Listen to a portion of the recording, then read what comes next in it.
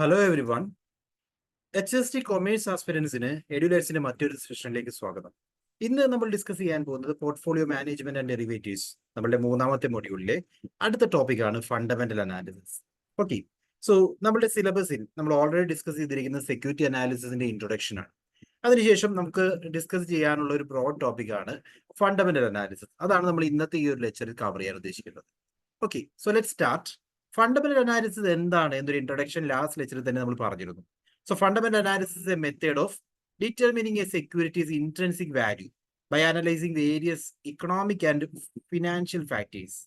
അതായത് ഒരു സെക്യൂരിറ്റിയുടെ intrinsic value എത്രയാണ്, അതിന്റെ റിയൽ വാല്യൂ എത്രയാണ്, അതിനുവേണ്ടി നമ്മൾ ഇക്കണോമിക് ആൻഡ് ഫിനാൻഷ്യൽ ഫാക്ടേഴ്സ് ഒക്കെ അനലൈസ് ചെയ്തുകൊണ്ട് കൃത്യമായിട്ടുള്ള വാല്യൂ ഐഡന്റിഫൈ ചെയ്യാനുള്ള ശ്രമമാണ് ഫണ്ടമെന്റൽ അനാലിസിസ് വഴി ചെയ്യുന്നത്. It involves assessing companies financial statements, industry trends, economic conditions and competitive advantages. So all over നമ്മളൊരു എൻറ്റിറ്റിയുടെ, ഒരു കമ്പനിയുടെ ഷെയറിന്റെ വാല്യൂ ആണ് നിർണ്ണയിക്കാൻ ഉദ്ദേശിക്കുന്നതെങ്കിൽ അപ്പോൾ നിലവിൽ എത്രയാണ് അതിന്റെ റിയൽ വാല്യൂ എന്ന് ഐഡന്റിഫൈ ചെയ്യാനാണ് ശ്രമിക്കുന്നത്. അതുവഴി അതിനു വേണ്ടി നമ്മൾ കമ്പനിയുടെ ഫിനാൻഷ്യൽ സ്റ്റേറ്റ്മെന്റ്സ് ക്രോസ് ചെക്ക് ചെയ്യും. ഇൻഡസ്ട്രീസിന്റെ ആ ഒരു പെർട്ടിക്കുലർ ഇൻഡസ്ട്രിയുമായി ബന്ധപ്പെട്ട ട്രെൻഡ് എങ്ങനെയാണ്, ദെൻ ഇക്കണോമിക് കണ്ടീഷൻസ് എങ്ങനെയാണ്, കോമ്പറ്റേറ്റീവ് അഡ്വാൻറ്റേജ് ഈ ഒരു പർട്ടിക്കുലർ എൻറ്റിറ്റിക്ക് എത്രമാത്രം ഉണ്ട് തുടങ്ങിയിട്ടുള്ള കാര്യങ്ങളെല്ലാം ക്രോസ് ചെക്ക് ചെയ്തുകൊണ്ടാണ് ആ ഒരു കമ്പനിയുടെ വാല്യൂ എന്താണ് എന്ന് നമ്മൾ മനസ്സിലാക്കുന്നത്. ആ ഒരു ആക്ടിവിറ്റി, ഒരു കംപ്ലീറ്റ് സ്റ്റഡിയാണ് യഥാർത്ഥത്തിൽ ഫണ്ടമെന്റൽ അനാലിസിസിൽ നടത്തുന്നത്. So components of fundamental analysis. Fundamental അനാലിസിസുമായി ബന്ധപ്പെട്ട് നമ്മൾ ഡിഫറെന്റ് സ്റ്റേജുകളിൽ ഇൻഡസ്ട്രിയെ പറ്റി അല്ലെങ്കിൽ ആ ഒരു എൻറ്റിറ്റിയുടെ ഷെയർ വാല്യൂ ഡിറ്റർമിൻ ചെയ്യും. അതിനുവേണ്ടി first of all will be conducting an economic analysis. Economic analysis വഴി actually we are understanding the overall economic environment. നിലവിലെ ഇക്കണോമിക് എൻവയോൺമെന്റ് എങ്ങനെയാണ്, അതിനകത്ത് പല മാക്രോ ഇക്കണോമിക് ഇൻഡിക്കേറ്റേഴ്സ് നമ്മളിവിടെ ക്രോസ് ചെക്ക് ചെയ്യും. ലൈക്ക് GDP എങ്ങനെയാണ് നിലവിലെ, ഇൻഫ്ലേഷൻ റേറ്റ്സ് എങ്ങനെയാണ്, ഇൻട്രസ്റ്റ് റേറ്റ്സ് എങ്ങനെയാണ്, അൺഎംപ്ലോയ്മെന്റ് റേറ്റ്സ് ഏത് രീതിയിലാണ് പോയിക്കൊണ്ടിരിക്കുന്നത് തുടങ്ങിയിട്ടുള്ള കാര്യങ്ങളൊക്കെ കൃത്യമായിട്ട് അനലൈസ് ചെയ്യുമ്പോൾ നമുക്ക് എങ്ങനെയാണ് ഇക്കോണമി ഫേവറബിൾ ആണോ എന്ന് മനസ്സിലാക്കാൻ സാധിക്കും. Asin the impact of economic trends on industries and companies. അതായത് ഇത്തരത്തിലുള്ള ഇക്കണോമിക് ട്രെൻഡ്സ് നമ്മളുടെ കമ്പനിയെ, നമ്മൾ ഈ പെർട്ടിക്കുലർ കമ്പനിയും അതേപോലെ അത് നിലനിൽക്കുന്ന ഇൻഡസ്ട്രിയെയും ഏത് രീതിയിലാണ് എഫക്ട് ചെയ്യുന്നത് എന്ന് മനസ്സിലാക്കാനാണ് ഇത് കണ്ടക്ട് ചെയ്യുന്നത്. Okay, so first study is economic analysis, then industry analysis. Evaluating the attractiveness of A particular industry. നമ്മളിപ്പോ ചൂസ് ചെയ്തിരിക്കുന്ന കമ്പനി ഒരു പെർട്ടിക്കുലർ ഇൻഡസ്ട്രിയിൽ ബന്ധപ്പെട്ടാണെങ്കിൽ അപ്പോൾ ആ പെർട്ടിക്കുലർ ഇൻഡസ്ട്രിയുടെ അട്രാക്റ്റീവ്നെസ് എത്രമാത്രമാണെന്ന് പഠിക്കും. Identify the industry life cycle stages. ഏത് ലെവലിലാണ് ഇപ്പോൾ നിൽക്കുന്നത് ഇൻഡസ്ട്രി? എമർജിങ് ഇൻഡസ്ട്രി ആണോ, ഗ്രോത്ത് ലെവലിൽ എത്തിയിരിക്കുന്ന ഇൻഡസ്ട്രി ആണോ, അതോ മെച്യൂർഡ് ആയ ഇൻഡസ്ട്രി ആണോ, ഡിക്ലൈനിങ് സ്റ്റേജിലാണോ? സോ ഇപ്പോൾ ഗ്രോത്ത് എമർജിങ് ലെവലിൽ നിൽക്കുന്ന ഇൻഡസ്ട്രി ആണെങ്കിൽ നമ്മൾ കെയർഫുൾ ആയിരിക്കും. അതേപോലെ ഗ്രോത്ത് സ്റ്റേജിലേക്ക് കടന്നിട്ടുണ്ടെങ്കിൽ കൂടുതൽ നമുക്ക് ഇൻവെസ്റ്റ് ചെയ്യാം. മെച്യൂരിറ്റി എത്തിയിട്ടുണ്ടെങ്കിൽ കോമ്പറ്റീഷൻ ടഫ് ആകും. ആൻഡ് ഡിക്ലൈൻ സ്റ്റേജിലാണെങ്കിൽ കൂടുതൽ ആ ഒരു ഏരിയയിൽ നമ്മൾ പ്രതീക്ഷിക്കുന്നതോട് അർത്ഥമില്ല. അങ്ങനെ ഓരോ ലെവല് വെച്ചിട്ട് നമുക്ക് കൃത്യമായിട്ട് ആ ഒരു കമ്പനിയുടെ ഷെയർസിന്റെ മൂല്യം എത്രമാത്രമാണ് എന്ന് മനസ്സിലാക്കാൻ സാധിക്കും. സോ അതിനു വേണ്ടിയാണ് ഇൻഡസ്ട്രി അനാലിസിസ് കണ്ടക്ട് ചെയ്യുന്നത്.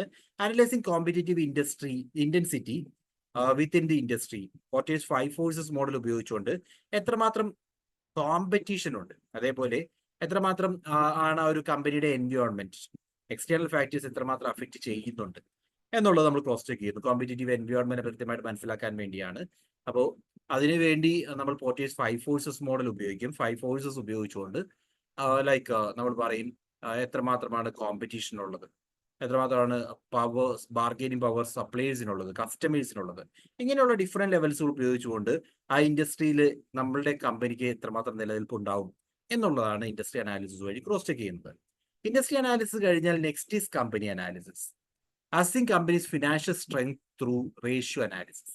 ഇവിടെ നമ്മൾ കൂടുതൽ കോൺസെൻട്രേറ്റ് ചെയ്യുന്ന റേഷ്യോ അനാലിസിസ് പോലുള്ള കൺസെപ്റ്റിലാണ്.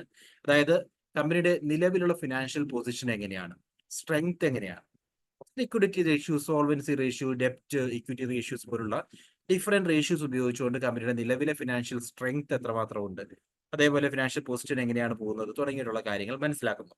Evaluating managerial efficiency and quality. ഇതെല്ലാം നമുക്ക് ഇതുവഴി സാധിക്കും. കമ്പനിയെ പറ്റി പഠിക്കുക എന്ന് പറഞ്ഞാൽ ഫിനാൻഷ്യൽ സ്റ്റേറ്റ്മെന്റ്സ് പഠിക്കുന്നത് മാത്രമല്ല, കമ്പനിയുടെ മാനേജീരിയൽ കോമ്പിറ്റൻസീസ് നമ്മൾ ക്രോസ് ചെക്ക് ചെയ്യും. Analysing company competitive advantage, like brand reputation എത്രമാത്രമുണ്ട്, പേറ്റൻസ് എത്രമാത്രം കീപ്പ് ചെയ്യുന്നുണ്ട്, കോസ്റ്റ് ലീഡർഷിപ്പ്, ഏറ്റവും കുറഞ്ഞ ചെലവിൽ പ്രൊഡ്യൂസ് ചെയ്യുന്ന കമ്പനിയാണോ, തുടങ്ങിയിട്ടുള്ള ആസ്പെക്ട്സും എല്ലാം നമ്മൾ ക്രോസ് ചെക്ക് ചെയ്യും. Then forecasting future earnings and cash flows. Future expected cash flows എത്രമാത്രമാണ്, ഏർണിംഗ് പൊട്ടൻഷ്യൽ എത്രമാത്രം നമ്മുടെ എൻറ്റിറ്റിക്കുണ്ട്, തുടങ്ങിയ കാര്യങ്ങളെല്ലാം ക്രോസ് ചെക്ക് ചെയ്തിട്ടാണ് കമ്പനി അനാലിസിസ് കണ്ടക്ട് ചെയ്യുന്നത്. Then valuation.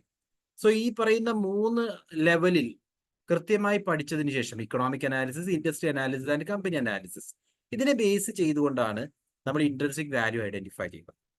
So valuation means estimating the intrinsic value of a company stock using valuation models like discounted cash flow DCF method, അതേപോലെ price to earnings ratio, then dividend discount model പോലുള്ള different valuation models ഉപയോഗിച്ചുകൊണ്ട് എത്രയാണ് നിലവിൽ നമ്മൾ പഠിച്ചിരിക്കുന്ന different factors വെച്ചിട്ട് കമ്പനിയുടെ ഷെയറിന്റെ intrinsic value എന്ന് നോക്കും. So comparing to the intrinsic value to the market price to identify potential opportunities, investment opportunities. അപ്പോൾ ഈ വാല്യൂ എന്ന് പറയുന്നത് മാർക്കറ്റ് വാല്യൂവിനേക്കാൾ കുറവാണ് എന്ന് പറഞ്ഞാൽ ഓവർ വാല്യൂഡ് ഷെയർ ആണ്. ഈ വാല്യൂ മാർക്കറ്റ് വാല്യൂവിനേക്കാൾ കൂടുതലാണെങ്കിൽ അണ്ടർ വാല്യൂഡ് ഷെയർ ആണ്. അപ്പോൾ ഈ ആസ്പെക്ട്സ് നോക്കിയിട്ടാണ് വെദർ ടു ഇൻവെസ്റ്റ് എന്നുള്ള തീരുമാനം നമ്മൾ എടുക്കുന്നത്. അതിനുവേണ്ടി ഇത്തരത്തിലൊരു കോംപ്രിഹെൻസീവ് സ്റ്റഡിയാണ് ഫണ്ടമെന്റൽ അനാലിസിസിൽ നടത്തുന്നത്. Okay, so tools and techniques used in fundamental analysis. Different tools നമ്മൾ യൂസ് ചെയ്യും. ഫസ്റ്റ് ഈ ബേസിക് ടൂൾ എന്ന് പറയുന്നത് ഫിനാൻഷ്യൽ റേഷ്യൂസ് ആണ്. Like liquidity, profitability ratio, solvency ratio, efficiency ratio, then market value ratios. ഇങ്ങനെയുള്ള different ratios ഉപയോഗിച്ചുകൊണ്ട് കമ്പനിയുടെ competitive position എങ്ങനെയാണ്, ഫിനാൻഷ്യൽ സ്ട്രെങ്ത് എങ്ങനെയാണ് എന്ന് മനസ്സിലാക്കാൻ സാധിക്കും. Then comparative analysis. നമ്മളുടെ ഈ ഒരു എൻറ്റിറ്റിയും ഇൻഡസ്ട്രിയിലെ ബെസ്റ്റ് എൻറ്റിറ്റീസുമായിട്ട് കമ്പയർ ചെയ്യുന്നു, ബെഞ്ച് മാർക്ക് ചെയ്തു, ഏറ്റവും നല്ല പെർഫോം ചെയ്യുന്ന കമ്പനീസുമായിട്ട് കമ്പയർ ചെയ്തിട്ട് നമ്മളുടെ പൊസിഷൻ എങ്ങനെയാണ്, അതേപോലെ കമ്പനിയുടെ പ്രീവിയസ് പെർഫോമൻസുമായി ബന്ധപ്പെട്ട് നമുക്ക് കമ്പാരിറ്റീവ് അനാലിസിസ് കണ്ടക്ട് ചെയ്യാം. Then trend analysis. എങ്ങനെയാണ് പാറ്റേൺസ്, ഫിനാൻഷ്യൽ പെർഫോമൻസ് എങ്ങനെയാണ് ഓവർ ദി ടൈം ഫ്ലോ ചെയ്യുന്നത്. നമുക്ക് ബാലൻസ് ഷീറ്റ്, വർഷങ്ങളിലെ ബാലൻസ് ഷീറ്റുകൾ എടുത്തുകൊണ്ട് ട്രെൻഡ് പല രീതിയിൽ നമുക്ക് പഠിക്കാൻ സാധിക്കും. സോ ട്രെൻഡ് അനാലിസിസ് അതിനുവേണ്ടി ഉപയോഗിക്കാം. ദെൻ മറ്റ് വാല്യുവേഷൻ മോഡൽസ് ആയിട്ടുള്ള DCF, relative valuation and other models will be used. എല്ലാത്തിൻ്റെയും പർപ്പസ് എന്ന് പറയുന്നത് ഈ ഒരു ഇൻട്രിൻസിക് വാല്യൂയിലേക്ക് നമുക്ക് എത്തണം. ഒരു ഓവറോൾ സ്റ്റഡി കണ്ടക്ട് ചെയ്തുകൊണ്ട് ഈ പറയുന്ന പെർട്ടിക്കുലർ സെക്യൂരിറ്റിയുടെ ഇൻട്രിൻസിക് വാല്യൂ എത്രയാണ്, അതും മാർക്കറ്റ് വാല്യൂ കമ്പയർ ചെയ്തിട്ടാണ് whether to invest or whether to sell തുടങ്ങിയിട്ടുള്ള ഡിസിഷൻസ് ഒക്കെ നമ്മൾ എടുക്കുന്നത്. Okay, then challenges and limitations. Fundamental അനാലിസിസിലും നമുക്ക് ഐഡന്റിഫൈ ചെയ്യാവുന്ന ഡിഫറെന്റ് ചാലഞ്ചസ് ഉണ്ട്. അതിലൊന്ന് ഫോർകാസ്റ്റിംഗ് ആക്യുറസിയാണ്. Predicting future performance is inherently uncertain. Future is always uncertain. Future എന്ന് പറയുന്നത് നമുക്ക് അത്ര കൃത്യമായിട്ട് പ്രെഡിക്റ്റ് ചെയ്യാൻ സാധിക്കാത്ത ഒന്നാണ്. അപ്പോൾ ആക്യുറേറ്റ് ആയിട്ട് ഫോർകാസ്റ്റ് ചെയ്യുക എന്ന് പറയുന്നത് ഇറ്റ്സ് ലൈക്ക് നമുക്ക് എപ്പോഴും പറയാം ഒരു ഇമ്പോസിബിൾ ആയിട്ടുള്ള കാര്യമാണെന്ന് തന്നെ പറയാം.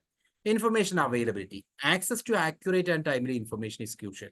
നമുക്ക് ഈ 3 ലെവലിലുള്ള economic analysis, industry analysis and company analysis, ഈ 3 ലെവലിലുള്ള അനാലിസിസ് നമ്മൾ കണ്ടക്ട് ചെയ്യണമെങ്കിൽ അതുമായി ബന്ധപ്പെട്ട റെലവൻറ്റ് ഡേറ്റ അവൈലബിൾ ആയിരിക്കണം. ആ അവൈലബിലിറ്റി എന്ന് പറയുന്നത് it's a difficult task. Okay, then market efficiency. In efficient market it might be difficult to find under valued stocks. Because efficiency എന്ന് പറയുന്ന കൺസെപ്റ്റ് എന്താ ഉദ്ദേശിക്കുന്നത്, മാർക്കറ്റ് പ്രൈസ് ഇതിന്റെ എല്ലാം റിഫ്ലക്ഷൻ ആണ്. അതായത് നമ്മളിപ്പോ ഉള്ള എല്ലാ ട്രെൻഡുകൾ, കസ്റ്റമേഴ്സിന്റെ പ്രിഫറൻസ്, ഇക്കോണമിയിലുള്ള വേരിയേഷൻസ്, നമ്മുടെ ഇൻഡസ്ട്രിയിലുള്ള വേരിയേഷൻസ്, ഇതെല്ലാം യഥാർത്ഥത്തിൽ മാർക്കറ്റ് പ്രൈസിനെ അഫക്റ്റ് ചെയ്യുന്നുണ്ട്. ആ മാറ്റങ്ങളെല്ലാം കൊണ്ടാണ് മാർക്കറ്റ് പ്രൈസ് നിലവിൽ എത്രയിലാണോ നിൽക്കുന്നത് അതിൽ നിൽക്കുന്നത്, അത്രയുമായി നിൽക്കുന്നത് എന്നാണ് എഫിഷ്യന്റ് മാർക്കറ്റ് ഹൈപ്പോത്തസിസ് പറയുന്നത്. അതായത് കൺസെപ്റ്റ് ദാറ്റ് ഇതൊരു തിയറിയാണ്. ഈ തിയറി പ്രകാരം എന്താ പറയുന്നത്, എന്തൊക്കെ മാറ്റങ്ങൾ ഇക്കോണമിയിൽ ഉണ്ടാവുന്നുണ്ടോ, അല്ലെങ്കിൽ എന്തൊക്കെ മാറ്റങ്ങൾ കമ്പനിയിൽ ഉണ്ടാവുന്നുണ്ടോ, എന്തൊക്കെ മാറ്റങ്ങൾ ഇൻഡസ്ട്രിയിൽ ഉണ്ടാവുന്നുണ്ടോ, ഇതെല്ലാം ഓൾറെഡി ഷെയർ പ്രൈസിൽ റിഫ്ലക്റ്റഡ് ആണ് എന്നുള്ളതാണ് എഫിഷ്യന്റ് മാർക്കറ്റ് ഹൈപ്പോത്തസിസ്. അപ്പോൾ ആ തിയറി നിലനിൽക്കുമ്പോൾ മാർക്കറ്റ് എഫിഷ്യന്റ് ആണെങ്കിൽ അവിടെ അണ്ടർ വാല്യൂഡ് സ്റ്റോക്സ് കണ്ടെത്താൻ സാധിക്കില്ല. ബിക്കോസ് എല്ലാ കാര്യങ്ങളും ഇൻട്രിൻസിക് വാല്യൂ എന്ന് പറയുന്നത് will be equal to what market price, because market is efficient. അതുകൊണ്ട് അണ്ടർ വാല്യുവേഷൻ എന്ന് പറയുന്ന കൺസെപ്റ്റ് പോലും നമുക്ക് അവിടെ ഐഡന്റിഫൈ ചെയ്യാൻ പറ്റില്ല എന്നാണ് പറയുന്നത്. Then qualitative factors. Assessing intangible assets and management quality can be subjective. So നമ്മളിപ്പോൾ മാനേജീരിയൽ എഫിഷ്യൻസിയെ പറ്റി പറഞ്ഞു. How to assess this? അത് നമുക്ക് അത്തരത്തിലുള്ള ഇൻടാഞ്ചിബിൾ ഫാക്ടേഴ്സ് ഐഡന്റിഫൈ ചെയ്യുക എന്ന് പറയുന്നത് ആരാണോ അനാലിസിസ് കണ്ടക്ട് ചെയ്യുന്ന ആ വ്യക്തിയിൽ അധിഷ്ഠിതമാണ്. അതിന് മുകളിലേക്ക് ആ വ്യക്തിക്ക് മാത്രമായിരിക്കും മീൻസ് മറ്റൊരാൾ അതേ രീതിയിലുള്ള അനാലിസിസ് കണ്ടക്ട് ചെയ്യുകയാണെങ്കിൽ അദ്ദേഹത്തിന്റെ ഒപ്പീനിയൻ ഡിഫറെന്റ് ആയിരിക്കും. അതാണ് മറ്റൊരു ഇഷ്യൂ. ക്വാളിറ്റേറ്റീവ് ഫാക്ടേഴ്സിൽ കൃത്യമായിട്ടുള്ള ഡേറ്റ അവൈലബിൾ ആയിരിക്കില്ല. So these are the challenges or limitations of fundamental analysis. Then example പറയുകയാണെങ്കിൽ ഫണ്ടമെന്റൽ അനാലിസിസിന് ഒരു സിമ്പിൾ എക്സാമ്പിൾ പറയുകയാണെങ്കിൽ an investor might analyze a technology company by ഒരു ടെക്നോളജി കമ്പനിയിൽ നമ്മൾ ഇൻവെസ്റ്റ് ചെയ്യാൻ ആഗ്രഹിക്കുന്നു. അപ്പോൾ ആ കമ്പനിയെ നമ്മൾ അസസ് ചെയ്യാൻ വേണ്ടി എന്തൊക്കെ നോക്കും? Assessing the overall economic outlook for the technology sector. നിലവിൽ ഇക്കോണമി എങ്ങനെയാണ്, ടെക്നോളജി സെക്ടറുമായി ബന്ധപ്പെട്ട് ഇക്കോണമി എങ്ങനെയാണ് മൂവ് ചെയ്യുന്നത്? Comparing companies financial performance to industry peer. ആ കമ്പനിയുടെ ഫിനാൻഷ്യൽ പെർഫോമൻസും അതേസമയം ആ ടെക്നോളജി ഇൻഡസ്ട്രിയിലെ ഏറ്റവും പീക്കിൽ നിൽക്കുന്ന ഇൻഡസ്ട്രീസ് കമ്പനീസ് ഏതാണോ അവരുമായിട്ട് കമ്പയർ ചെയ്യുന്നു, പെർഫോമൻസ് ഇവാലുവേഷൻ നടത്തുന്നു. Then evaluating the companies research and development capabilities. എത്രമാത്രം റിസർച്ച് ആൻഡ് ഡെവലപ്മെന്റ് ആ കമ്പനിയിൽ നടക്കുന്നുണ്ട്. ഇതെല്ലാം ചെയ്തതിന് ശേഷം forecasting the future earnings and calculating intrinsic value using DCF model. അവിടെ ഫ്യൂച്ചർ ഏർണിംഗ്സ് എത്രമാത്രമാണ് എക്സ്പെക്ട് ചെയ്യുന്നത് നമ്മൾ കണ്ടുപിടിക്കും. അതിനുശേഷം ഇൻട്രൻസിക് വാല്യൂയിലേക്ക് പോകും. Comparing the calculated intrinsic value and current market price to determine if the stock is undervalued or overvalued or fairly valued. അപ്പോൾ intrinsic വാല്യൂവും then current market പ്രൈസും കൂടി കമ്പയർ ചെയ്തിട്ട് അണ്ടർവാല്യൂഡ് സ്റ്റോക്ക് ആണോ അതോ ഓവർവാല്യൂഡ് സ്റ്റോക്ക് ആണോ അതോ ഫെയർലി വാല്യൂഡ് സെയിം വാല്യൂഡ് ആണ് നിൽക്കുന്നത് തുടങ്ങിയ കാര്യങ്ങൾ മനസ്സിലാക്കിയായിരിക്കും ഇൻവെസ്റ്റ്മെന്റിലേക്ക് നമ്മൾ മൂവ് ചെയ്യുന്നത്. ഇതാണ് ഒരു ഫണ്ടമെന്റൽ അനാലിസിസ് കണ്ടക്ട് ചെയ്യുന്ന മോഡൽ. ഓക്കെ, സോ ഫണ്ടമെന്റൽ അനാലിസിസുമായി ബന്ധപ്പെട്ട് ചില MCQs കൂടി നമുക്ക് കാണാം. Fundamental analysis primarily focus on analyzing past price patterns, evaluating a company's underlying value, predicting short-term price movements, studying market sentiment. So ഇവിടെ നമ്മൾ എയിം ചെയ്യുന്നതിന് വേണ്ടിയാണ് ഒരു കമ്പനിയുടെ അണ്ടർലൈൻ വാല്യൂ എത്രയാണ്, ഇൻട്രൻസിക് വാല്യൂ ആണ് ഷെയറിന്റെ നോക്കുന്നത്. അതാണ് നമ്മൾ ഫണ്ടമെന്റൽ അനാലിസിസ് വഴി ടാർഗറ്റ് ചെയ്യുന്നത്. Then which of the following is not a component of fundamental analysis? Economic analysis, industry analysis, technical analysis and company analysis. Technical analysis എന്ന് പറയുന്നത് സെപ്പറേറ്റ് പാർട്ടാണ്. ഫണ്ടമെന്റൽ അനാലിസിസ് പോലെ കണ്ടക്ട് ചെയ്യാവുന്ന മറ്റൊരു അനാലിസിസ് ആണ് technical analysis. Then fundamental അനാലിസിന്റെ പാർട്ടായിട്ട് നമ്മൾ conduct ചെയ്യുന്നത് ഇക്കണോമിക് അനാലിസിസ് കണ്ടക്ട് ചെയ്യുന്നുണ്ട്, ദെൻ ഇൻഡസ്ട്രി അനാലിസിസ് കണ്ടക്ട് ചെയ്യുന്നുണ്ട്, കമ്പനി അനാലിസിസ് കണ്ടക്ട് ചെയ്യുന്നുണ്ട്. ദെൻ മറ്റൊരു question, the valuation of a company's financial strength through ratio analysis false under which component of fundamental analysis? Ratio analysis വഴി കമ്പനിയുടെ financial strength നമ്മൾ evaluate ചെയ്യുകയാണ്. അത് ഏത് കോമ്പോണന്റിന്റെ ഭാഗമായിട്ടാണ് വരുന്നത്? Economic analysis, industry analysis, company analysis and valuation. So that will be under company analysis. മറ്റൊരു question, the comparison of companies financial performance to its industry peers is known as. അവരുടെ industry പിയേഴ്സുമായിട്ട് compare ചെയ്യുകയാണ്. Trend analysis, comparative analysis, ratio analysis and valuation analysis. Right answer is comparative analysis. Which of the following is a limitation of fundamental analysis? ഏതാണ് ഒരു limitation ആയിട്ട് പറയാവുന്നത്? It focuses on past performance, it requires extensive data and analysis, it assumes market efficiency, all of the above. All of the above. ഈ പറയുന്ന 3 aspect ഇതിന്റെ ഭാഗമായിട്ട് വരുന്നുണ്ട്. ഇവയെല്ലാം തന്നെ ലിമിറ്റേഷൻ ആയിട്ട് നമുക്ക് പറയാം. ഓക്കെ, സോ ഇത്രയും കാര്യങ്ങളാണ് നമുക്ക് ഈ ഒരു പോർട്ട്ഫോളിയോ മാനേജ്മെന്റ് ആൻഡ് ഡെറിവേറ്റീവ്സ് എന്നുള്ള ഭാഗത്ത് രണ്ടാമത്തെ ലെക്ചറിൽ പറയാനുണ്ടായിരുന്നത്. നമ്മൾ ഇനി മറ്റൊരു ലെക്ചറുമായിട്ട് വരുന്നു. നെക്സ്റ്റ് ലെക്ചറിൽ നമ്മൾ ഡിസ്കസ് ചെയ്യാൻ പോകുന്നത് ടെക്നിക്കൽ അനാലിസിസ് ആണ്. So that's it. Thank you everyone. By.